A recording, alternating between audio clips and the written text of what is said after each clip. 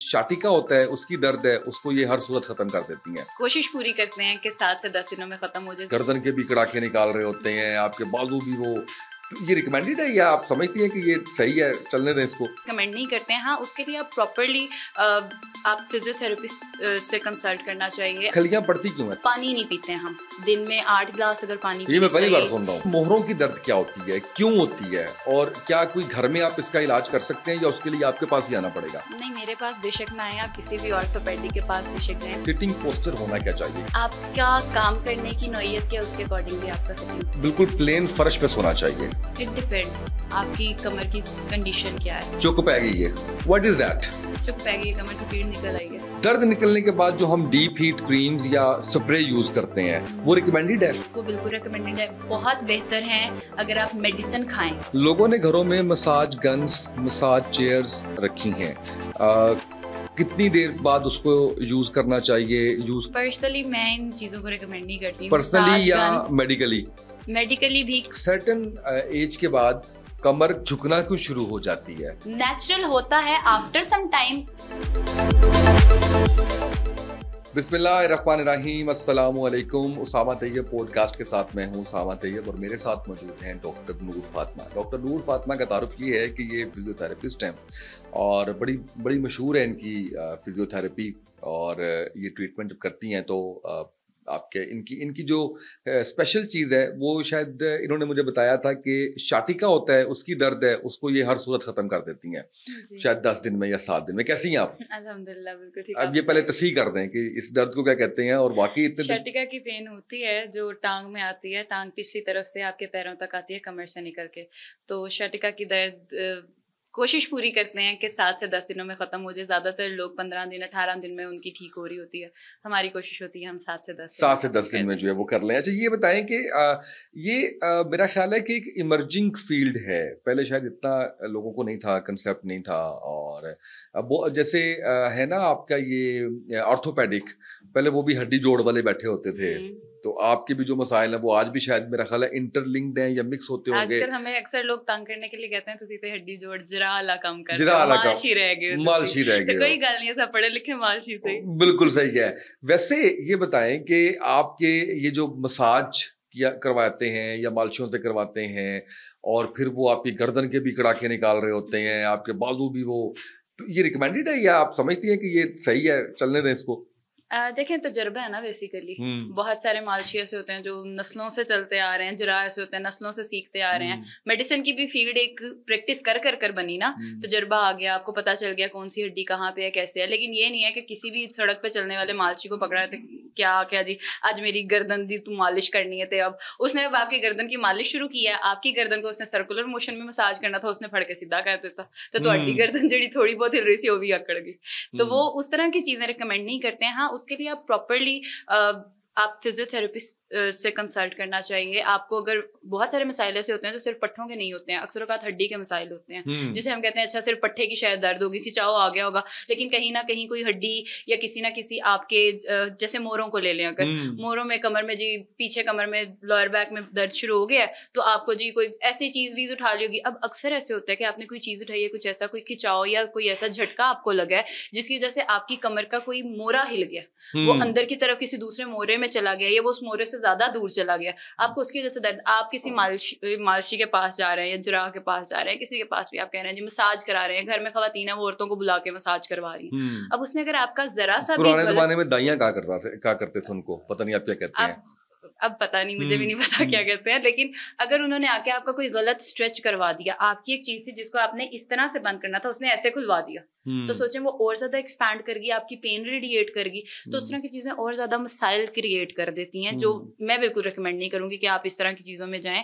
आपका जो मसला है पहले उसे डायग्नोज करवाएं। हाँ, उसके बाद आपको हम बहुत सारी चीजों में आपको सजेस्ट करते हैं कि आपको मसाज करनी है।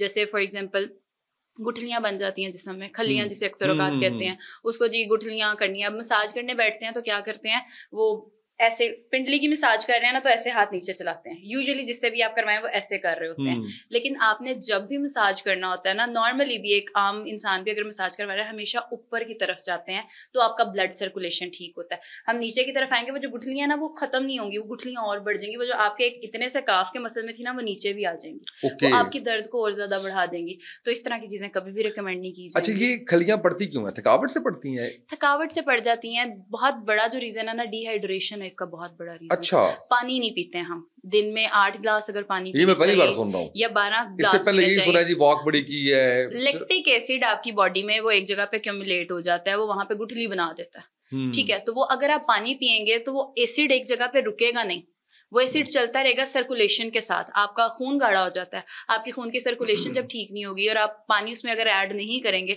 तो वो गाढ़ा होकर कैसे प्रॉपर सर्कुलेट करेगा? ना वो हीट प्रोड्यूस करेगा, क्योंकि जब सर्कुलेशन होती है आपकी बॉडी में हीट भी प्रोड्यूस होती है। एक्सरसाइज करते हैं, वॉक करते हैं, रनिंग करते हैं, कोई भी चीज करते हैं, बेसिकली हमारे खून की सर्कुलेशन हम तेज कर रहे होते हैं। फैट बर्न हो रहा होता है, वो इसी वजह से हो रहा होता है क्योंकि अंदर से बॉडी में हीट निकल रही है, वो उसको बर्न कर रही है। कोई बहुत दूसरे मैकेनिज्म्स तो चल रहे होते हैं, लेकिन बेसिकली अंदर से भी एक हीट निकल रही है ना, तो वो उसको जब सर्कुलेशन तेज होगी तो डेफिनेटली आपको ये जितने मैराथन में दौड़ रहे होते हैं या कुछ कर रहे होते हैं, उनको क्यों नहीं इतनी चलकर या होकर खलियां पड़ती, हमें नॉर्मल जो आम एक इंसान है उसे क्यों पड़ जाती? क्योंकि हमारा पानी ही उतना नहीं हम दे रहे हैं जिस्म को जितना उसे जरूरत है। कपड़े को माया लगा दें और वो अकड़ गया, आप उसमें पानी डालेंगे वो नरम हो जाएगा ना, वो चीजें वैसे कोई ना गुठली ना कोई और चीज एग्जांपल दिया आपने। अच्छा ये बताएं, बत्तर लगा देंगे अच्छा ये बताएं मुझे कि कितने गिलास पानी रिकमेंडेड है ये टांगों की खलियां खत्म करने के लिए?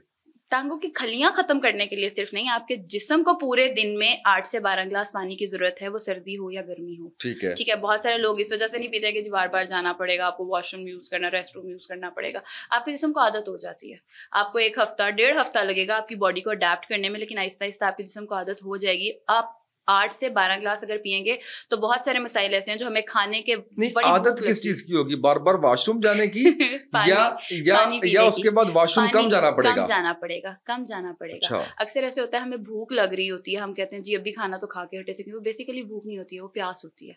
अगर आप पानी पी लेते हैं, वो आपकी भूख की जो एक तलब आपको एक खाने की कोई चीज की हो रही है वो खत्म हो जाती है। तो आप पानी पी लेते हैं, उससे वो चीज सेटल डाउन हो जाती है। बिल्कुल ठीक है। अच्छा अब मुझे ये बताएं कि मोहरों की दर्द क्या होती है, क्यों होती है, और क्या कोई घर में आप इसका इलाज कर सकते हैं या उसके लिए आपके पास ही आना पड़ेगा? नहीं, मेरे पास बेशक ना आए, आप किसी भी ऑर्थोपेडिक के पास बेशक जाएं। पहले हमारे पास आने से भी पहले आप किसी ऑर्थोपेडिक को चेक करवाएं अगर आपको इस तरह का कोई दर्द आ रहा है। अब मोहरों का दर्द होता क्यों है?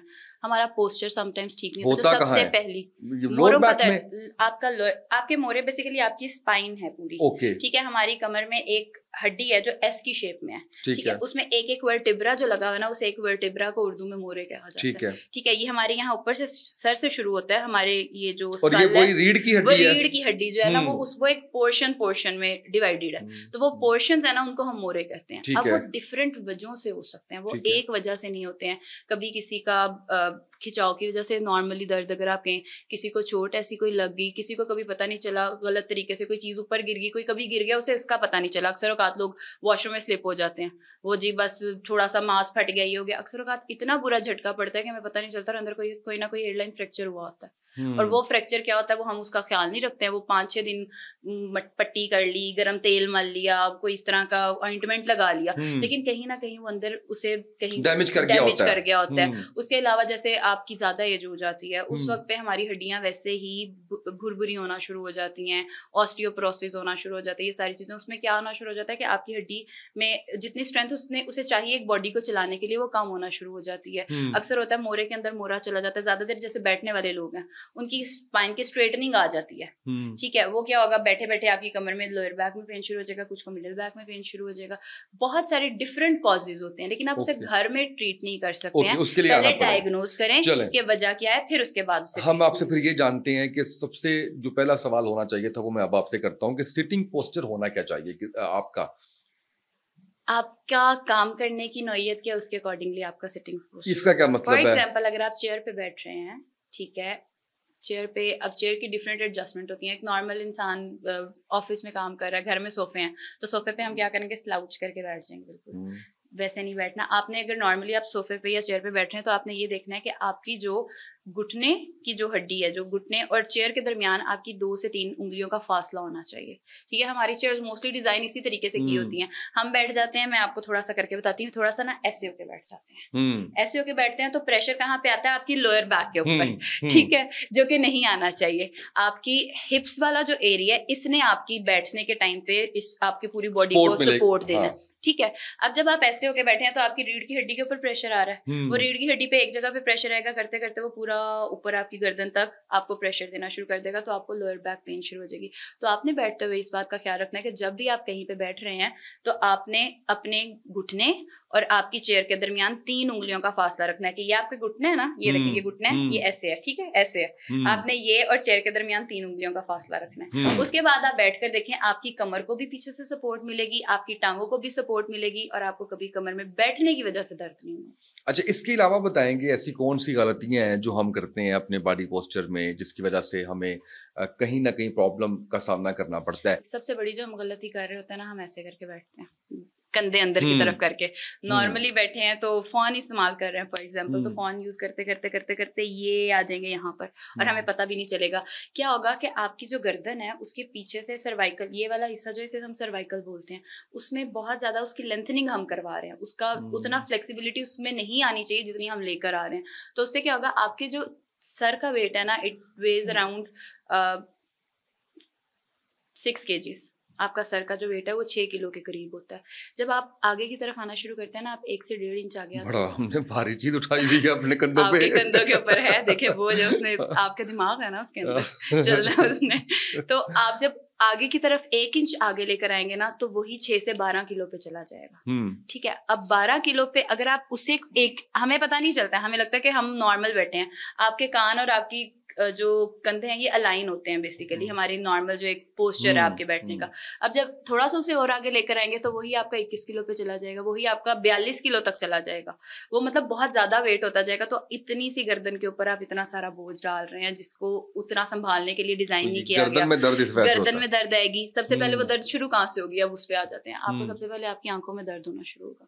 ठीक है, आंखों से खिंचाव आपके आएगा सर में, सर से आपकी गर्दन में, गर्दन से आपके कंधों में और कंधों से ऐसे फैलते फैलते आपकी पूरी बॉडी को जकड़ना शुरू कर देगा। गलती क्या की कि बैठते हुए गर्दन बहुत ज्यादा आगे करना। बहुत सारे लोगों को नॉर्मली ऐसे ऐसे बैठने की आदत है, कंधे ऐसे सेंटर में ऐसे ऐसे कर बैठने की, राउंडेड शोल्डर्स हो जाते हैं। फिर आपकी पूरी बॉडी की जितनी एनाटॉमिकल आप कह सकते हैं ना कि एक जो जिस तरह से डिजाइन किया, हम पूरा उसे खराब कर देते हैं। और फिर कहते हैं किसी ने जादू टूना करा देता है, किसी ने कुछ कर देता है। कंधे आते बड़ा बोझ रहता है हर वेले, अखां पारियां रहंदियां, सिर दी पीड़ नहीं जाती कभी। अच्छा, जादू टूना नहीं ਹੁੰਦਾ? ਇਹ ਜਾਦੂ ਟੂਣਾ ਨਹੀਂ ਹੁੰਦਾ, ਤੁਹਾਡੇ ਬੈਨ ਦਾ ਤਰੀਕਾ ठीक नहीं है। जी, ਤੁਹਾਡੇ ਬੈਨ ਦਾ ਤਰੀਕਾ ठीक नहीं है। अच्छा, बिल्कुल सही। अच्छा, अब ये बताएं कि समटाइम्स जब हम बैठे होते हैं तो हम एक टांग पे हमारा बोझ ज्यादा हो जाता है, ऐसे करके बैठ जाते हैं, एक बाजू इधर करके आ जाते हैं। खड़े होते हैं तो एक टांग के ऊपर हम, फर्ज करें आपका काम ऐसा है जिसमें आपको खड़ा होना पड़ता है, जाहिद भाई खड़े हुए हैं आप जैसे, तो एक टांग पे खड़े होंगे वो, ये इसके बारे में क्या कहेंगी? ये एक नॉर्मल चीज है कि खवातीन भी घर में अगर काम कर रही होती हैं, किचन में काम कर रही होती है, कुछ कर रही होती हैं, हमेशा एक ज्यादा देर के लिए अगर आपका स्टैंडिंग में काम है तो आप एक टांग पे वजन कर देते हैं। उसका सबसे आसान तरीका होता है कि आप इतना माइंडफुल रहें अपने पोस्चर को लेके कि आप थोड़े थोड़े टाइम के बाद अपना पोस्चर चेंज करते रहें। अगर आप एक वक्त में राइट साइड पे वजन डालकर खड़े हुए हैं तो दूसरे आप कोशिश करें 10 से 15 मिनट के बाद आप लेफ्ट वाली के ऊपर कर दें, क्योंकि वो एक कंफर्टेबल एक पोजीशन आ जाता है आपके लिए, आप उसमें खड़े रह सकते हैं। अच्छा, मुझे ये बताएं कि जो घरेलू खवातीन है वो अगर सारा वक्त आराम भी करती हैं तो भी उनके कुछ पट्ठों के मसाइल होते हैं। पट्ठों के मसलों के ऊपर बताइए कि क्या उसकी रेमेडी है घर के अंदर, कैसे आप इन मसाइल से बाहर निकल सकते हैं या बच सकते हैं? ज्यादा मसाइल हो इसलिए रहे हैं कि वो आराम ज्यादा कर रही हैं। अब ऐसे नहीं होता ना कि आपने सिर्फ कहा मैंने हंडिया बना ली, काम वाली से काम करवा लिया। फॉर एग्जांपल मैंने खुद काम कर लिया, आप उसमें थक गए, मैं सारा दिन इसके अलावा और कुछ नहीं कर सकता। आप कुछ नहीं कर रहे हैं, इस वजह से आपके ना जिस्म को आदत होना शुरू हो गई है कुछ ना करने की, सेडेंटरी लाइफस्टाइल बनाना शुरू कर दिया हमने। आप जब अपने जिस्म को इतना एक्टिव रखेंगे कि वो चल फिर सके, वो प्रॉपरली फंक्शन कर सके, तो ही आपको पट्ठों के मसाइल नहीं होंगे। अब हम करते हैं क्या, घर में ख्वातीन ने खाना बनाना शुरू किया है, वो खाना रख कर आई हैं, बना के आई हैं और साथ ही टीवी कोई चल रहा है, ड्रामा श्रामा कोई चल रहा है, वो देख रही हैं, फिर गई हैं, ये 3-4 चक्कर लगा लिए उन्होंने किचन में। उसके बाद मैं पूरा दिन काम कर थक सकती है, मेरी एंड हो गई है। एक जो बहुत ज्यादा सुनने को एक जुमला मिलता है, मेरी एंड हो गई है जी, मैंने आज इतना काम किया, मेरी एंड हो गई है, मैंने बच्चों को ट्यूशन भेज दिया, मेरी एंड हो गई। आपने किया क्या सारा दिन? मैं ये नहीं कह रही हूँ कि घरेलू खवातीन काम नहीं करती हैं, वो बहुत ज्यादा काम करती हैं, लेकिन वो एक्टिवली काम नहीं करती हैं, वो उसको बर्डन समझ के कर रही होती हैं। आप उसको एक्टिव लाइफस्टाइल में कंसीडर नहीं कर सकते हैं। तो एक जो सबसे इंपॉर्टेंट चीज होती है कि आपको अपने लाइफस्टाइल को एक्टिव रखने के लिए खुद एक्टिव रहना पड़ता है, और उस एक्टिव रहने के लिए काम से हटके एक्टिविटी करनी पड़ती है। अब वो काम से हटके एक्टिविटी क्या हो सकती है? आप वॉक कर सकते हैं, आप एक्सरसाइज कर सकते हैं, आपको डांस पसंद है आप डांस कर सकते हैं, आपको जिस फिजिकल एक्टिविटी में मजा आता है, जो आपका कार्डियक रेट बढ़ा सकती है, आपका प्रॉपर एक सर्कुलेशन तेज कर सकती है, वो अगर आप करेंगे तो आपकी वो एक्टिविटी होगी जो आपके बहुत नॉर्मल और अच्छे रिलैक्सेशन वाले माइंडसेट के साथ आप कर रहे होंगे। आप नहीं करेंगे तो ऑब्वियस ही बात है, थकावट होगी, बैठे बैठे आपने कोई काम नहीं किया, कोई ऐसी चीज नहीं हुआ, तो ऑब्वियस ही बात है आपको फिर यही लगेगा कि हाँ मेरे पट्टे अकड़ गए या खिंचाव आ गया। आपको जरा से ज्यादा एक्टिविटी करना शुरू कर देंगे। बाजार में आप खवातीन को छोड़ दें, वो पूरा दिन घूम घूम के आएंगे, वो नहीं कहेंगे कि हाँ जी हमें कोई मसला हुआ है या कोई ऐसी चीज, क्योंकि वो अच्छा लग रहा था, वो अपनी मर्जी से करी थी। तो यही आप वो जो आप वहां पर 4-5 घंटे लगा के आई हैं, यही आप अपनी दिन की अपनी रूटीन ऐसी बनाएं कि आप बच्चों के साथ हैं, या सुबह में जल्दी उठ जाएं, आप फजर के बाद उठ के वॉक कर लें, या आप मगरिब के वक्त ऐसा एक वक्त रख लें जिसमें आप ये नहीं आपको अकेले करना है, आप अपने घर वालों को सारों से कहें कि ओके अब इस टाइम में हम वॉक या एक्सरसाइज या कोई भी चीज कोई एक्टिविटी कर सकते हैं जो फिजिकली हमें एक्टिव कर सके। आप उस चीज को वैसे प्लान करें। उसके बाद भी अगर आपको पट्टों की कमजोरी या आपको ऐसा लग रहा है पट्टों में खिंचाव आ रहा है या बड़ी लेथार्जिक सा एक फील आ रहा है, फटीग हो रहा है, सुस्ती वाला फील आ रहा है, फिर आप अपने डॉक्टर को लाजमी कंसल्ट करें। वरना जो है वो आप घर में इसको देख सकते हैं, क्योंकि ये बड़ा अक्सर हम ढूंढते हैं ना कि पट्टों में खिंचाव है और बड़ा एक सेडेंटरी लाइफस्टाइल है, स्ट्रेस बहुत बड़ी रीजन है इसमें। खवातीन को घर में, अब कुछ खवातीन ऐसी होती हैं जो वर्किंग विमेन रही होती हैं, शादी से पहले अगर उनकी बात करते हैं, और शादी के फौरन बाद उन्हें पूरे ये घरदारी और उस चीज में उन्हें सारी चीजों में जाना पड़ जाता है।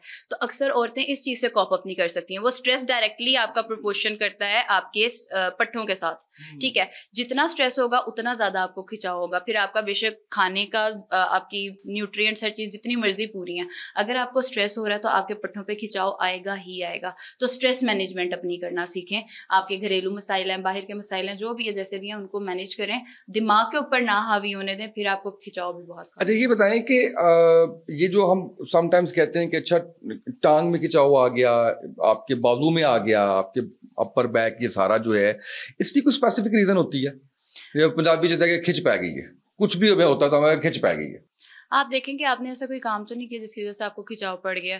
समटाइम्स गाड़ी चलाने वाले मर्द हजरात जैसे होते हैं, बहुत ज़्यादा स्टीयरिंग का यूज़ कर रहे होते हैं, तो उसकी वजह से उनको अक्सर यहाँ पे ना एक टनल होता है, उसमें स्वेलिंग हो जाती है। खवातीन घर में खाना बना रही होती हैं, रेपिटेटिव मूवमेंट्स कर रही होती हैं, आहिस्ता आहिस्ता पूरे आपको बता देते हैं कहाँ पे खिंचाव कैसे होता है। तो यहाँ पर एक स्वेलिंग आना शुरू हो जाती है, जिसकी वजह से क्या होता है, उनकी हाथ में दर्द होना शुरू हो जाती है। वो जरा सी मूवमेंट करें तो दर्द होना शुरू हो जाती है। देखें आपको नहीं पता था, वो आप अपनी डेली रूटीन में काम कर रहे हैं। मर्द हजरात गाड़ी भी डेली चला रहे हैं, खवातीन डेली किचन में खाना भी बना रही हैं, लिख रहे हैं, कंप्यूटर पे काम कर रहे हैं, कोई भी चीज जो भी आप रेपिटेटिव मूवमेंट कर रहे हैं, आपने उस चीज में हमेशा ख्याल रखना है कि ब्रेक्स रखते रहें।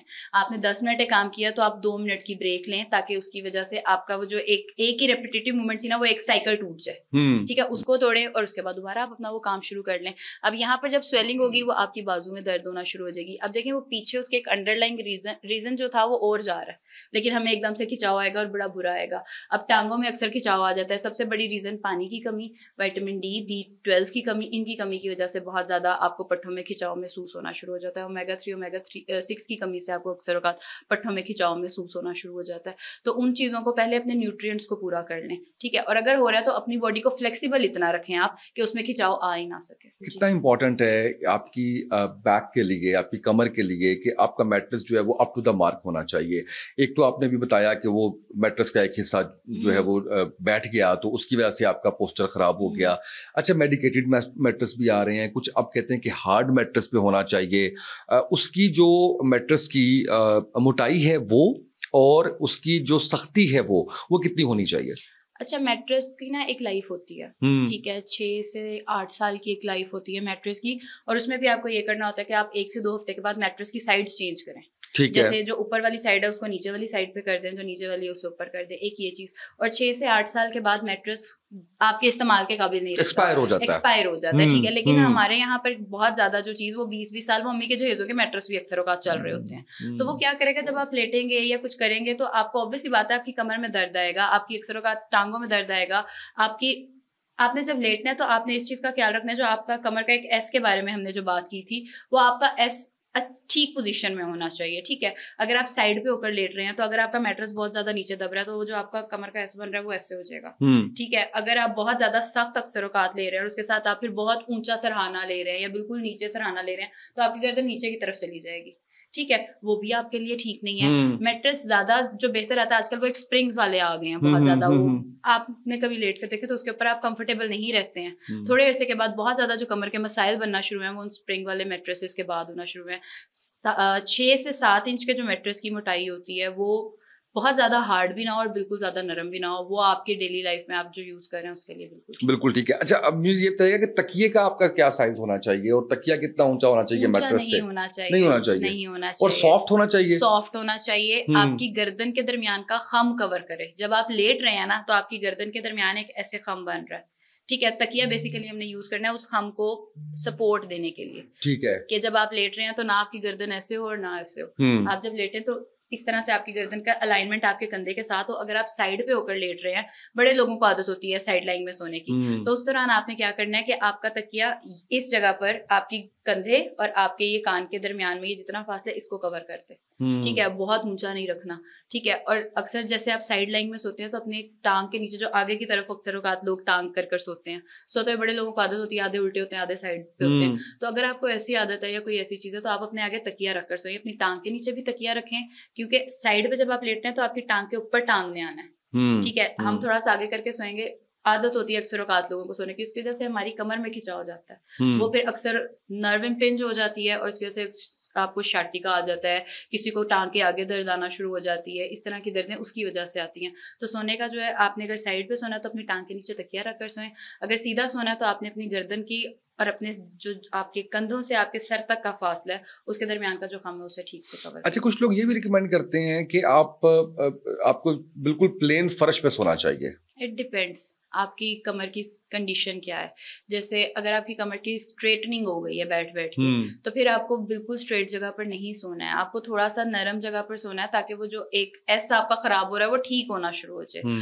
और सबसे पहली चीज है, अगर आपको कमर में दर्द या किसी भी चीज में आ रही है, सबसे पहले उसे डायग्नोज करवाएं। खुद से ना सोचे कि मुझे सीधी जगह पर सोना है, मुझे थोड़ी तिरछी जगह पर सोना है, मुझे चारपाई पे सोना है, कहाँ पे सोना है। बहुत सारे इश्यूज ऐसे होते हैं जो हमारी अपनी, जो हम सेल्फ मेड एक प्लान बना लेते हैं ना हमारे जीने के लिए, उससे खराब हो रहे होते हैं। अच्छा, बिल्कुल ठीक है। ये बताएं, गर्दन में बल पड़ जाते हैं अक्सर लोगों के और वो बड़ा बड़ा तकलीफ दे होता है। समटाइम्स वो 6-6, 7-7 दिन रहता है, फिर कभी कोई इंजेक्शन लगवा रहा होता है, कभी कोई टैबलेट ले रहा होता है। उसकी जो बुनियादी वजूहात हैं उसमें पोस्चर का कितना रोल है, स्ट्रेस का कितना रोल है, बाकी ऐसी कौन सी चीज होती है जिसकी वजह से समटाइम्स मैंने ये भी सुना है कि आपको अगर वीकनेस हो रही है या आप किसी डाइट प्लान के अंदर हैं जिसके अंदर आपके कुछ न्यूट्रिशन जो है वो नहीं पूरे हो रहे, तो उसकी वजह से भी हो जाता है। इसकी क्या वजूहात है? इलेक्ट्रोलाइट इम्बैलेंसमेंट की वजह से आपको अक्सर औकात बल पड़ जाते हैं, क्योंकि उसमें आपके बॉडी के न्यूट्रिएंट्स ऊपर नीचे हो रहे होते हैं जब आप डाइटिंग कर रहे हैं या कोई भी ऐसी चीज कर रहे हैं। और बहुत ज्यादा सडन मूवमेंट्स की वजह से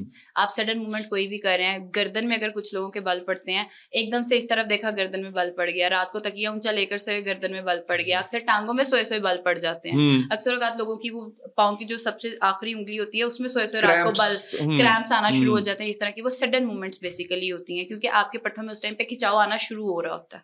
वो उसकी अंडरलाइंग वजह स्ट्रेस भी हो सकती है, आपकी डिहाइड्रेशन भी हो सकती है, आपकी खुराक भी हो सकती है, आपका पोस्चर भी हो सकती है। सारी चीजें मिलकर भी उस चीज को बना सकती हैं। तो इन सारी चीजों को मैनेज करें या आपके बल और ये सारी चीजें खुद ही खत्म। अच्छा, ये बताएं कि हमारे, जैसे मैंने आपको कहा था कि एक इमर्जिंग फील्ड है फिजियोथेरेपिस्ट की, अब लोगों को एहसास होना शुरू हुआ है। आप क्या समझती हैं कि ऐसी वो अहम चीज जिसको हम एड्रेस नहीं करते, यानी घर में कुछ ऐसा हो गया, कोई ऐसी ऊंच नीच होगी जिसकी वजह से, तो हमें वो, मुझे नहीं पता वो क्या चीज़ है, वो आपसे मैं जानना चाह रहा हूँ, उस वक्त फौरन आपको फिजियोथेरेपिस्ट के पास जाना चाहिए कि वो आपका पूरा चेकअप करके उस चीज़ को एड्रेस कर सके। जो आम फैम, जैसे घर में कुछ हो गया, आई डोंट नो वो क्या है, वो आप बताइए। नहीं, आपको घर में क्या हो गया, कैसा कुछ हो गया, मतलब कहीं दर्द ऐसा हो रहा है जिसको हम इग्नोर कर रहे हैं, बाजू में दर्द ऐसा हो रहा है जिसको इग्नोर कर रहे हैं। फिजिशियन के पास सबसे पहले जाएं। हर चीज को एक चैनल के थ्रू लेकर चलें। ठीक है, आप जनरल फिजिशियन के पास जाएं। हो सकता है आपकी बाजू में दर्द है, आपके लेफ्ट में आ रहा है, अक्सर औकात वो दिल का कोई मर्ज लाहक हो रहा होता है, उस वजह से हो रहा होता है। कंधों में अक्सर दर्द या सारी आंखों में आ रहा होता है। आंखों में दर्द की वजह हो सकता है आपका बिनाई का मसला हो रहा हो, आंखों की नजर कमजोर हो रही हो, आंखों के पट्टे कमजोर हो रहे हो। आप पहले उन चीजों को पहले जनरल फिजिशियन के पास जाएं, वो डायग्नोज करें आपका मसला हो किस वजह से रहा है। डायरेक्ट आपने फिजियोथेरेपिस्ट के पास नहीं चले जाना कि हाँ जनरल फिजिशियन के पास जाकर डायग्नोज जरूर करवाएं। अगर वो आपको रेकमेंड कर रहा है कि आपको फिजियोथेरेपिस्ट के पास जाने की जरूरत है, फिर उसके बाद फिजियोथेरेपिस्ट के पास जाएं। अब ऑर्थोपेडिक यहाँ पर बहुत ज्यादा जो चीज चलती है ना, हमारे यहाँ पे ऑर्थोपेडिक जितने सर्जन है ना, वो सारे फिजियोथेरेपिस्ट के पास नहीं जाने देते। कहते हैं ये पेशेंट खराब कर देते हैं। क्यों कर देते हैं पेशेंट? अब देखिए हर चीज ने एक चैनल के थ्रू चलना है ना, वो नहीं चलने दे रहे हैं। ऑर्थोपेडिक का काम है हड्डी जोड़ना। उस हड्डी के जुड़ने के बाद उन पट्टों को कैसे हमने स्ट्रॉन्ग करना है, कौन सी हड्डी का मसला हुआ है, किस पट्टे का मसला हुआ है, उसको कैसे अपनी मोबिलिटी में वापस लेकर आना है, वो हमारा काम है। आप फिर एक प्रॉपर चैनल के थ्रू चलते हुए हमारे पास हैं। ये नहीं हुआ कि अच्छा सर में बहुत ज्यादा, अक्सर औकात सर में बहुत दर्द रहता है, सर्वाइकल का पेन ले लेते हैं।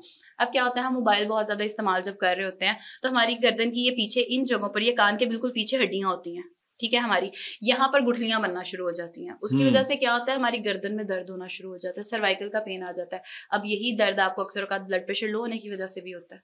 अब वो आपको ये तो नहीं पता वो सर्वाइकल का पेन था या वो आपको ब्लड प्रेशर का पेन था, तो पहले आप जनरल फिजिशियन के पास जाएं, चेकअप करवाएं कि वो किस वजह से आ रहा है। हाँ, अगर वो फिर आपको रिकमेंड करें कि आपको फिजियोथेरेपिस्ट के पास जाने की जरूरत है, फिर फिजियोथेरेपिस्ट के पास। अच्छा, जैसे आप गुठलियां बनने की बात कर रही हैं, खलियों की बात कर रही हैं, आपके गर्दन में, आपकी टांगों में, इस पे मसाज करवाया जाता है, या आप किसी मसाज ही मैं कह सकता हूँ दबाते हैं, या आप कहते हैं कि अच्छा टांग के ऊपर खड़े होके तो आप ये खलियां निकालने की लिताड़ा दे लें और खलियां खत्म करने की कोशिश करें।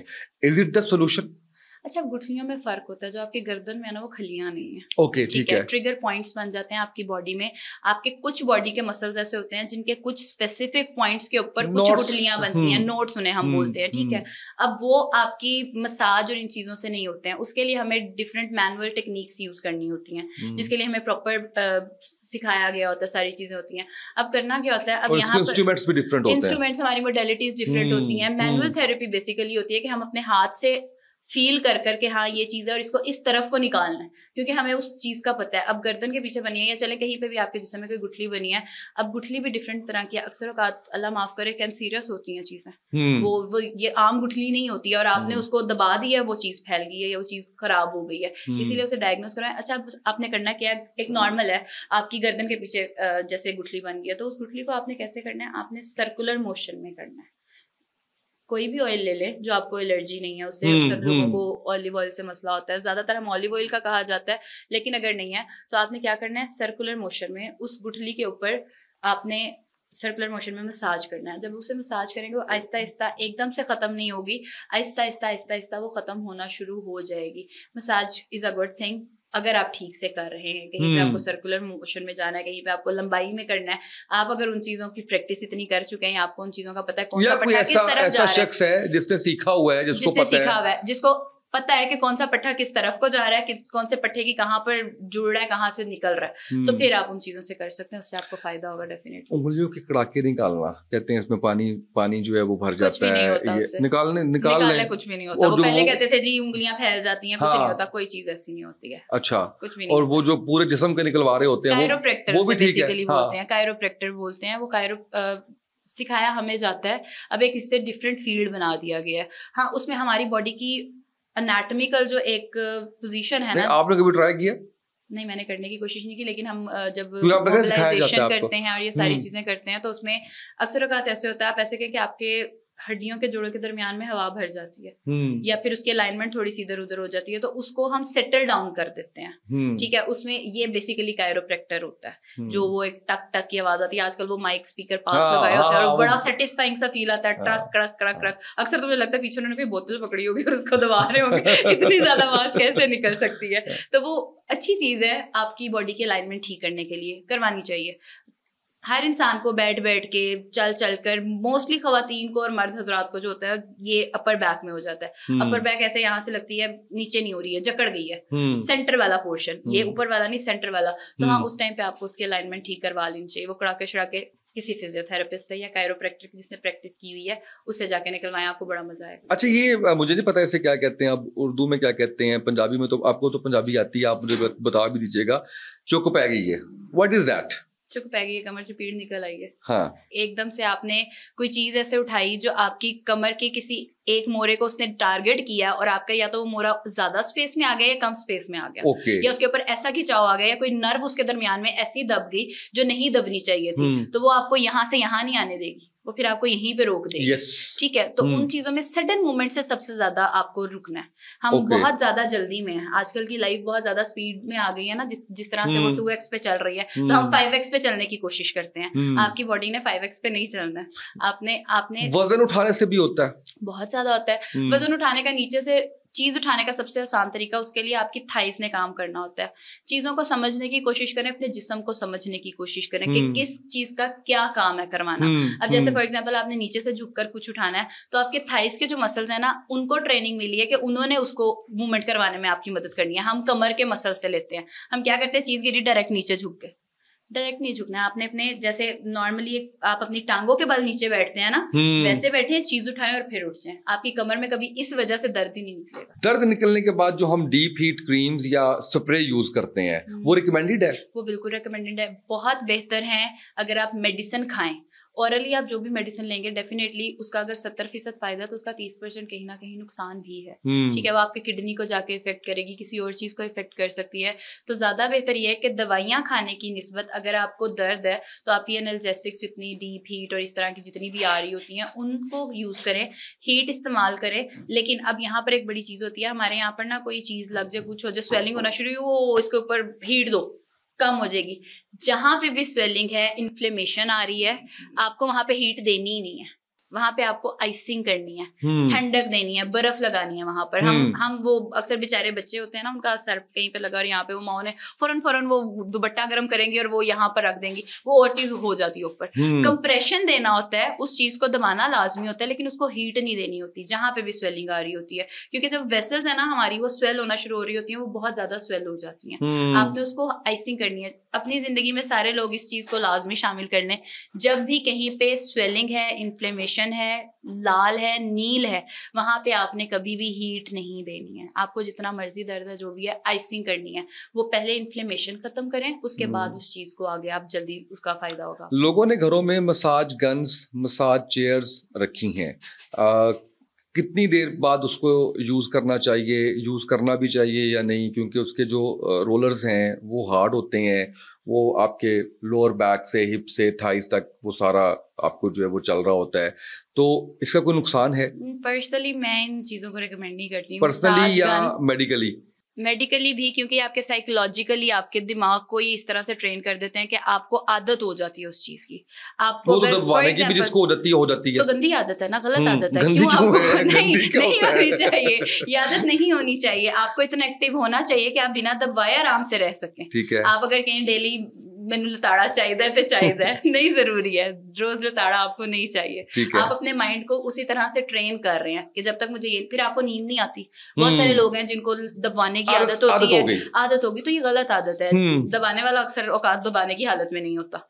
आप अपनी नींद भी खराब कर रहे हैं और उसको भी तकलीफ में डाल रहे हैं। ठीक है, मसाज चेयर्स ये सारी फॉर द टाइम अच्छी होती हैं। अब जैसे बूढ़े हैं, हमारे वालिदैन हैं, ये सारे हैं, उनकी एज में आके उनके जिस्म में डायबिटिक हो जाते हैं और ऐसे बहुत सारे ब्लड प्रेशर, इस तरह के मसाइल हो जाते हैं, जिसके बाद अक्सर औकात उनके जिस्म में दर्द रहता है। ठीक है, उनको दबाने के लिए हर कोई हर वक्त अवेलेबल नहीं है, कुछ ऐसा है। हाँ, उनको मैं जरूर कहूंगी कि वो इस तरह की चीजें बेशक डेली अपनी या 1 से 2 दिन के बाद इस्तेमाल करें, लेकिन डेली रूटीन में आजकल जवान लोग जो सिर्फ 30 से 40 साल की उम्र में भी आना शुरू हुए हैं। अच्छा, 30 से 40 जवान लोग होते हैं? वो जवान होते हैं, वो भी जवान है। ठीक है, वो भी जवान, नोट करें। अच्छा, वो भी जवान, ठीक है, उनको भी जरूरत नहीं है कि वो मसाज गन या फिर वो मसाज चेयर और इन सारी चीजों में जाएं।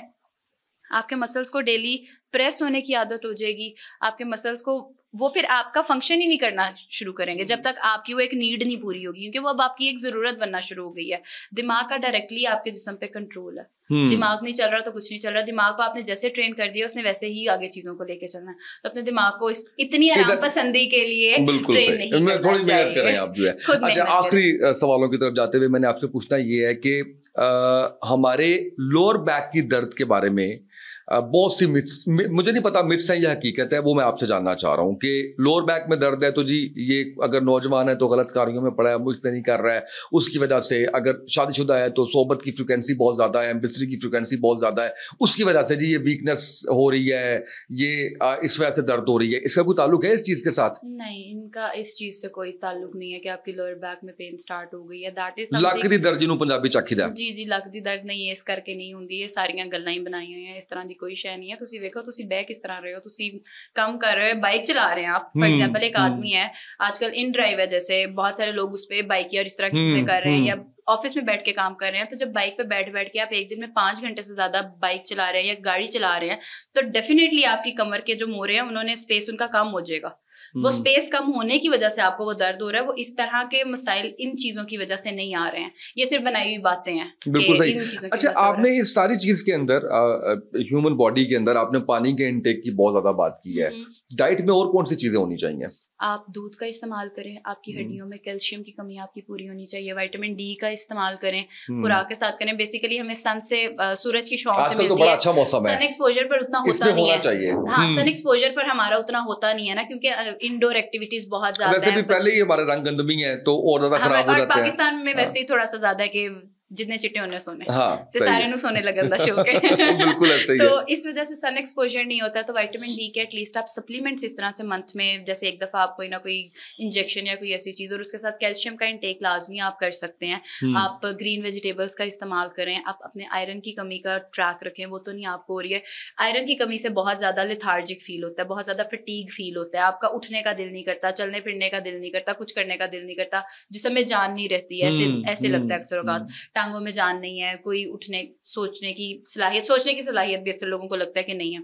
तो आपकी वो आयरन की डेफिशिएंसी भी हो सकती है। अपनी इस तरह की चीजों को, फ्रूट्स को, वेजिटेबल्स को, प्रोसेस्ड फूड ना लें। जितनी ज्यादा आप सब्जियां ऐसी हैं, अब जैसे सर्दियां आ रही हैं, गाजर का इस्तेमाल कर सकते हैं, चुकंदर का इस्तेमाल कर सकते हैं, आप मौसमी, चुकंदर और इन चीज़ों का इकट्ठा जूस बनाकर पी सकते हैं। अगर आप डायबिटिक नहीं हैं, आपको इन चीज़ों से कोई मसला नहीं होता है, तो वो आप अपने न्यूट्रिशनिस्ट से या किसी से भी अच्छे तरीके से पूछकर उसके अकॉर्डिंगली कर सकते हैं। लेकिन सब्जियों का और फलों का इस्तेमाल अपनी खुराक में ज़्यादा करें। प्रोटीन आपके जिस्म को चाहिए होता है, मसल्स आपके बेसिकली बनाने के लिए आपको प्रोटीन चाहिए होता है, लेकिन हम सारी चीज़ें खाती हैं जो फैट बना रही होती हैं, जैसे वाइट फ्लोर हो गया, इस तरह की चीज़ें हो गई। मीठा बहुत ज़्यादा इस्तेमाल करते हैं।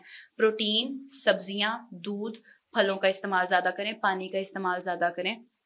जूस भी अगर आप पीते हैं, फलों का जूस बहुत ज्यादा कहा जाता है पिए, फलों के जूस से ज्यादा बेहतर है आप फलों का इंटेक करें, क्योंकि उसके साथ आपके अंदर जो उसका वो फाइबर जा रहा होता है वो आपको ज्यादा ताकत देता है, वो आपका वेट नहीं बढ़ने देता, लेकिन आपको क्या करता है कि आपको तवानाई पूरी दे देता है। तो इस तरह की चीजें, कच्ची सब्जियों का इस्तेमाल ज्यादा करें। कच्ची सब्जियां नहीं खाई जाती, हल्की सी सौते करके खा लें। चुकंदर खाने का एक बड़ा आसान तरीका होता है, आपके खून भी उसमें ज्यादा बनता है। आप हल्का सा चुकंदर को बॉईल करें, उसके ऊपर हल्का सा नमक सिर्फ टेस्ट के लिए ऐड करें और उसको आप खाएं, आपको बड़ा मजा आएगा।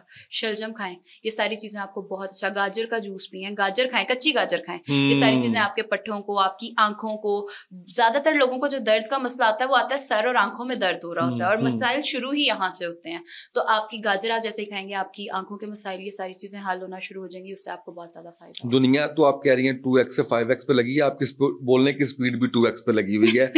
ये बताइए मुझे कि आजकल एक और चीज काफी है कि आपकी एड़ी में, पाँव में दर्द हो रहा है, आपकी वॉक ज्यादा है, आपका काम ऐसा है, फॉर इंस्टेंस आप किसी फैक्ट्री में आपको प्रोडक्शन यूनिट विजिट करना है बार बार, तो मेडिकेटेड सोल वाले शूज या सॉफ्ट शूज के ऊपर जो है वो आप क्या रिकमेंड करेंगी कि उसका सोल कैसा होना चाहिए?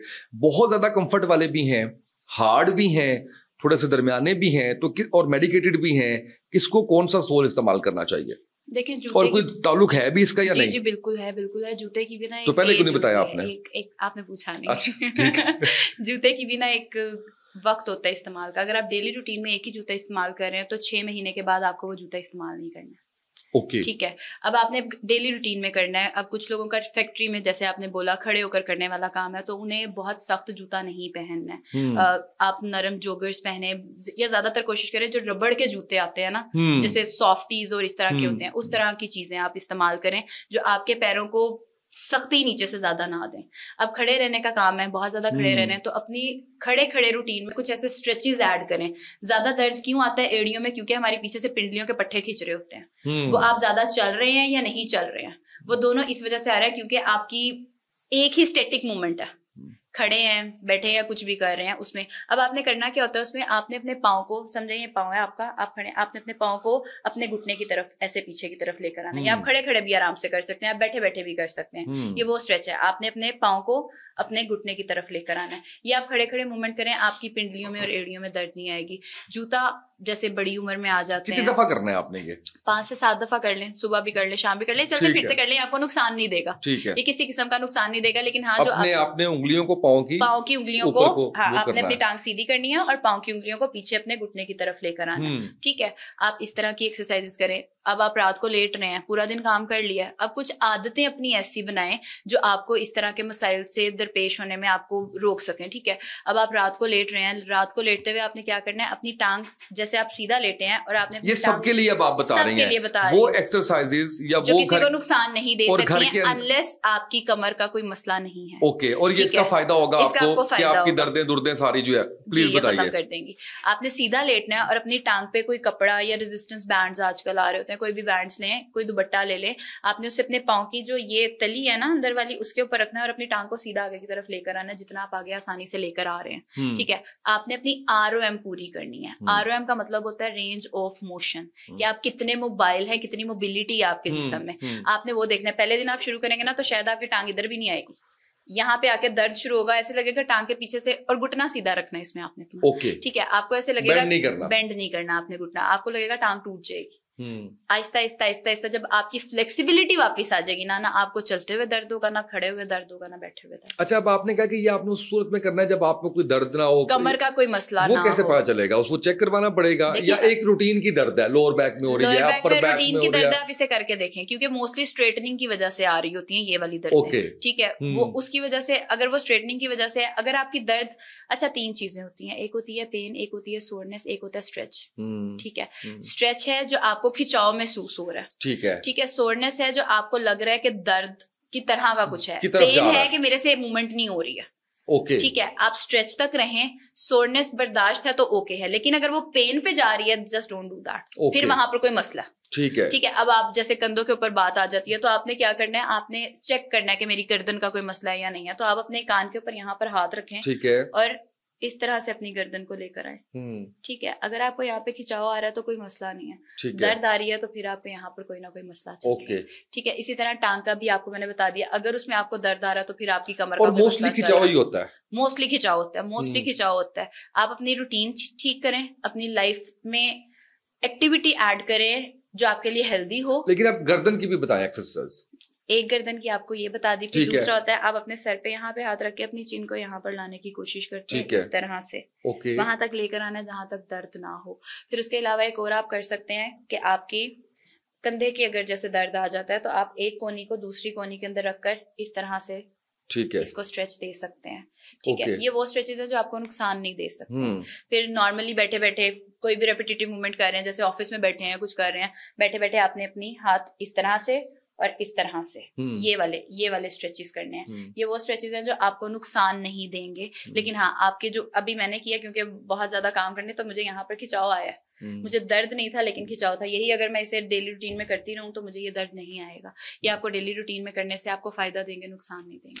अच्छा, ये बताएं कि जब आप ड्राइव पे होते हैं, लंबी ड्राइव कर रहे होते हैं, एक आप पैसेंजर सीट पे हैं और एक आप ड्राइविंग कर रहे हैं, और आपकी 8, 10, 12 घंटे की ड्राइव है, बहुत सी आपको इस तरह की ड्राइव करनी पड़ती है। एक तो ये है कि आप किसी ऐसे ट्रांसपोर्ट के अंदर जिसमें आप रुक नहीं सकते, या वो स्टे कितनी देर बाद करना चाहिए, और मैंने सुना ये कि 2, 3, 4 घंटे के बाद बाहर निकल के थोड़ा सा बॉडी को स्ट्रेच करना चाहिए, कितना जरूरी है? और एक जापानीज रिसर्च के अकॉर्डिंगली आपको 2 से 2.5 घंटे के बाद आधे घंटे का ब्रेक लेना चाहिए। तो अगर हम इसे नॉर्मली रूटीन में ऐड करें तो आधे घंटे के बाद 2 से 3 मिनट का ये ब्रेक बनता है। ठीक है, आपको 5 से 7 मिनट का ब्रेक 2 से 2.5 घंटे के बाद लाजमी ले लेना चाहिए। अगर आप ड्राइव कर रहे हैं, सबसे पहले देखें आपकी सीट आपके अकॉर्डिंगली एडजस्ट है या नहीं है। अब सीट अक्सर औकात ऐसे होती है कि कुछ लोगों की हाइट अगर छोटी है तो उनके लिए मसला होगा सीट का, आप बहुत पीछे होकर नहीं बैठ सकते, या कुछ इस तरह से।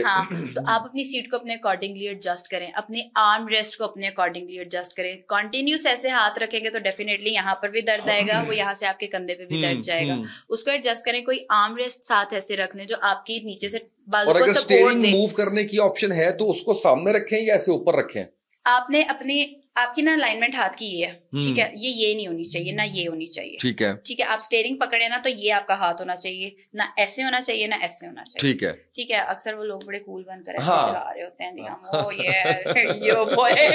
वो नहीं करना, आपने ये देखना है कि आपका जिस्म क्या इस चीज को अलाउ कर रहा है या नहीं कर रहा। कुछ लोग तकरीबन लेट के ड्राइव कर रहे होते हैं और नहीं समझ आती नजर कैसे कहते हैं कि नहीं नजर चले, वो तो एक अलग बात है, लेकिन वो कहते हैं कि ये बड़ा कंफर्टेबल वो है जितनी मर्जी लंबी ड्राइव करवा ले। मोस्टली ये बहुत ज्यादा लंबे, जिनकी हाइट अच्छी होती है, उस तरह के लोग इस तरह के होते हैं जो बहुत ज्यादा लेट कर रहे हैं, क्योंकि गाड़ी का भी एक आगे से आपको रोड भी देखना, सारी चीजें करनी।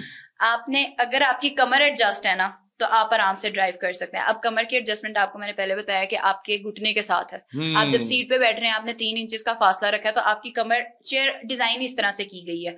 अब बहुत सारे लोग हैं, किसी की कमर छोटी है, किसी की टांगे लंबी है, कुछ इस तरह का मसला है, तो आपकी ना बैक पे रेस्ट आते हैं, ठीक है, बैक रेस्ट आते हैं गाड़ियों के लिए जो डिजाइन किए होते हैं, कुछ के नेक रेस्ट आते हैं, ठीक है। अब वो ऐसे गर्दन पीछे ऐसे कर करने से वो सारी चीजें ऑब्वियस सी बात है वो आपको मसला करेंगी। तो अपनी सीट को अपने अकॉर्डिंगली आपने एडजस्ट करना है कि आपके खम ना बने।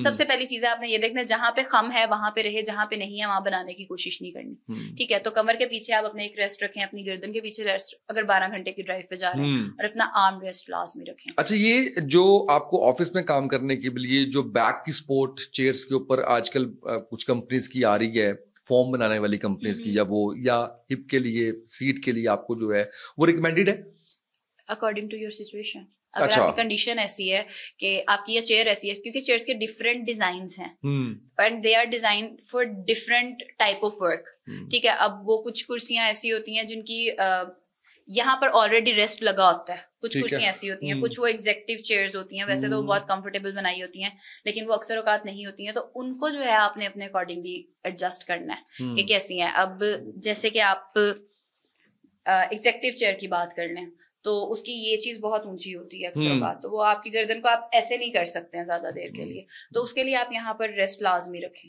एग्जेक्टिव चेयर के साथ भी। अक्सर औकात वो चेयर इतना ज्यादा आगे, बहुत सारी ऐसी होती हैं कि अच्छा कुछ ऐसी चेयर्स आती हैं जिनके दरमियान में एक होल भी होता है कि आप उसको एडजस्ट कर सकते हैं अपने अकॉर्डिंगली, आप वैसी चेयर्स ले लें। ऑफिस में काम करते हो क्योंकि आपका कम से कम 7 से 8-9 घंटे का काम होता है, तो आपकी चेयर आपके अकॉर्डिंगली होनी चाहिए, अपनी बॉडी के हिसाब से जाकर बैठ कर देखें, ये ना देखें ऑफिस में बैठी है ज्यादा अच्छी लगेगी या नहीं लगेगी आपके, और ऐसे कर बिल्कुल नहीं बैठ।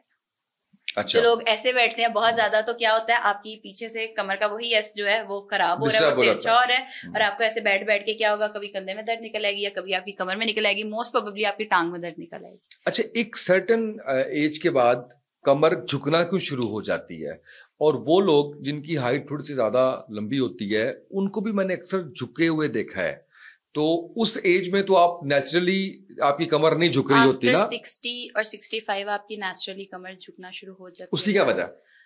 उसकी क्योंकि आपकी अब एक चीज आप थे, अब आपकी हड्डियां वापस नरम होना शुरू हो गई हैं, ठीक है, ठीक है, और हमें फिर उस वक्त में ना थकावट, जितने हमारे बुजुर्ग लोग होते हैं उन्हें थकावट होना शुरू हो जाती है कुछ, तो वो ज्यादातर ऐसे अपनी गर्दन खुद रखना शुरू कर देते हैं, चलते हुए भी ऐसे झुकना शुरू हो जाते हैं। इसको कंट्रोल किया जा सकता है सांस के बाद भी? किया जा सकता है, बहुत सारी ऐसी पोस्चर कंट्रोल बेल्ट्स आती हैं। अच्छा, आप उनको पहने। और एक अगर आप विलिंगली कर रहे हैं तो बिल्कुल ना करें। नहीं, बिल्कुल ना करें, बिल्कुल भी नहीं, मतलब रिलैक्स करने के लिए ऐसे कर रहे हैं तो वो ना करें। हाँ, ये सबसे गलत पोस्चर। इसका मतलब है कि नेचुरल नहीं है। नेचुरल होता है, आफ्टर सम टाइम आपकी बॉडी ने ढलकना है, आपकी बॉडी ने झुकना है। लेकिन अगर बहुत सारे आपने देखे होंगे वो 80-80 साल के होते हैं बुजुर्ग लोग, लेकिन उनकी कमरें ऐसे नहीं झुकी होती क्योंकि वो एक्टिव लाइफस्टाइल रख रहे थे। हाँ, वो एक्टिव लाइफस्टाइल रख रहे थे। जिनकी झुक रही होती है उन्होंने मोस्टली, हाँ, कुछ आपकी मेडिकल कंडीशंस हो सकती हैं, उसकी वजह से हो सकता है कि आर्थराइटिस वगैरह हो जाता है, कोई ऐसी चीज हो जाती है उसकी वजह से घुटनों में दर्द, कमर में दर्द, या उंगलियों के जोड़ों में दर्द बहुत सारी, तो उसकी वजह से आपकी जो उंगलियों की या हड्डियों की एक शेप होती है ना, वो डी शेप होना शुरू हो जाती है, आपके स्पेस कम होना शुरू हो जाती है, वो दूसरी कंडीशंस में जा जाती है। अगर वो नहीं है और आप सिर्फ ऐसे बैठ रहे हैं और आपका एक्टिव लाइफस्टाइल नहीं है, तो उसको मैनेज करने के लिए आप कोशिश करें, व्हेन यू क्रॉस 50 और 55 आपको चाहिए आप पोस्चर मैनेजमेंट जो बेल्ट्स होती हैं उनको लगा के अपनी कमर को सीधा रखने की आदत रखना शुरू कर दें, अपने शोल्डर्स को सीधा रखने की आदत खुद को डालना शुरू कर दें, तो 70-80 पे जाकर आपकी कमर मोस्ट प्रोबेबली ऐसे नहीं झुकेगी। अच्छा, जो लोग, आखिरी सवाल मेरा आपसे ये है कि जो लोग खड़े हुए या चलते हुए झुक के चलते हैं, यानी एज नहीं है उनकी, अब बेशक आप 20 साल के किसी बच्चे को देख लें आप, तो वो झुका हुआ आपको नजर आएगा। मुझे लगता है समटाइम्स हाइट लंबी हो जाती है तो वो जान की शायद ऐसे हो जाते हैं। ये कितना नुकसानदेह है? बहुत ज्यादा नुकसानदेह। चलते फिरते ऐसे लोगों की ना कमर पे आप मार रहे उन्हें सीधी करो कमर। अक्सर औकात मेरी एक दोस्त है बड़ी खूबसूरत, उनको बैठने की आदत है, उन्होंने उनका सही कराते कराते ना मेरा खराब होना शुरू हो गया था। मैं उन्हें देख देख के ना ऐसे बैठना शुरू हो गई हूँ। उनका तो पता नहीं अभी सीधा हुआ है या नहीं हुआ, अल्लाह करे सीधा हो जाए। लेकिन क्या है कि ये गलत है, ये आपको लेजीनेस है बेसिकली। ये ना कोई मसला है, ना कोई आपके दिमाग से आपने कोई बनाई चीज है, ना ये कोई मेडिकल कंडीशन है। ये आप खुद लेजीनेस कर रहे हैं कि आप इतना नॉर्मली नहीं चल सकते या आप इतना एक्टिवली नहीं चल सकते हैं, क्योंकि दिमाग पे बहुत ज्यादा स्ट्रेस और चीजें दिमाग में इंडोर रह रह के। बहुत सारे बच्चों की, जैसे आप 20-25 साल की उम्र की बात करें, पहले होता था आउटडोर एक्टिविटीज ज्यादा होती थी। बच्चे आउटडोर एक्टिविटीज में इन्वॉल्व होते थे। अब कंप्यूटर है, मोबाइल है, टीवी बैठ के देख रहे हैं तो ऐसे बैठ के देख रहे हैं, मोबाइल यूज कर रहे हैं तो ऐसे कर रहे हैं, पढ़ रहे हैं तो ऐसे पढ़ रहे हैं। वो झुक के कर रहे हैं, तो उनकी बॉडी वैसे ही ट्रेन होना शुरू हो गई है ना। तो उन चीजों के लिए, उस तरह की चीजों के लिए उन्हें मना करें, उन्हें अवेयरनेस दें। हमारे यहाँ पे बहुत ज्यादा जो चीज है ना, यहाँ पर डॉक्टर्स या फिजियोथेरेपिस्ट की भी मैं बात करूं, पोस्चर को लेके बात नहीं करते हैं। मसला कड्डो, कमेटी पाओ, मरीज आंदा रहे नहीं, कमेटी ना पाओ, उसका मसला कटाओ। ठीक है, तो जो मसला है, अगर उसके पोस्चर की वजह से मसला आ रहा है, हाँ, अब 21-21, 22-22 साल के बच्चे ऐसे होते हैं कि उनको भी मोरों के मसले हो रहे होते हैं। वो कोई भी कंडीशन हो सकती है, लेकिन अगर उसके पोस्चर का अवेयरनेस नहीं दे रहे हैं, बैठना कैसे है, चलना कैसे है, उठना कैसे है, अवेयरनेस, मुझे तो लगता है सोशल मीडिया अब सिर्फ यही रह गया कि कहाँ पे क्या है, कैसे चीजें हैं, लेकिन आपको उन चीजों में अवेयरनेस की तरफ नहीं लेकर जा रहे हैं। जी सर, बिल्कुल हम कर रहे हैं, आगे भी इंशाल्लाह करेंगे, लेकिन अवेयरनेस की तरफ लेकर आए, लोगों को बताना शुरू करें अपने जिस्म को कैसे उन्होंने चलाना।